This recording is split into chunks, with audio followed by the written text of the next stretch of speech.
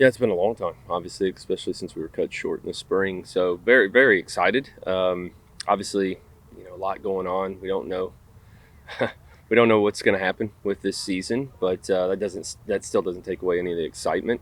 Um, with this group, we've got a lot of new young kids. Obviously, we've got some big shoes to fill, but we do feel on paper that we have those players that can not only keep us at the level we were at, but take us to the next level. So we've had a morning practice, which was good. This is an exciting time because it's the first time that we're getting out on the field and playing. We'll play 11 side today, so really looking forward to today. What throughout this whole camp period, what are you kind of looking for? What do you usually try to fine tune?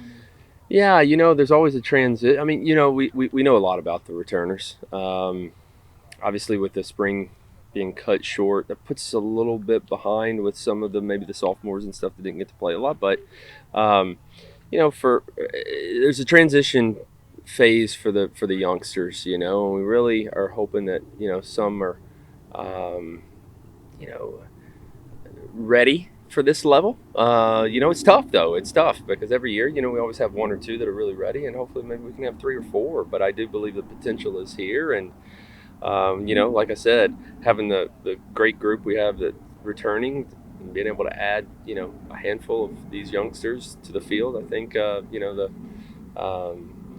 future looks very bright. It's something you might not have had a lot last year. 15 newcomers adds a lot of depth, so I'm sure that adds a lot of opportunity for competition and Yeah. I mean, um, I think it's healthy to have the amount of competition. There's a lot of talent over there, but like I said, with the newcomers, most of them are used to being big fish in a small pond, and now they're small fish in a big pond. So it's to see how they, see how they transition. But I'm super excited about the returning group, of course, with just having the core back that we had, from last year. But so far, it's been good. Obviously, they've been here since July. I know they've been working, really hard for Scott and Eric, and I've gotten a good report. And again, very, very just happy to be back on the field. last one.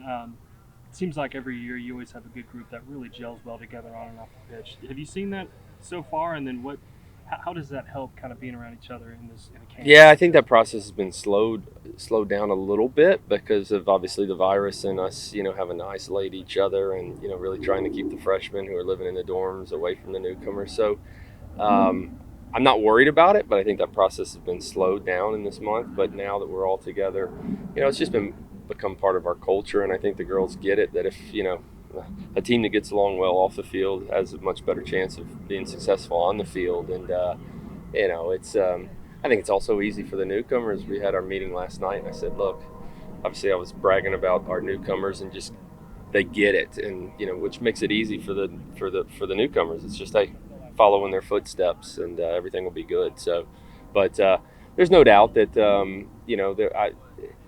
you see a little bit of it, but of them bonding and stuff like that. But we'll do some things coming up over the next few weeks to help that process as well.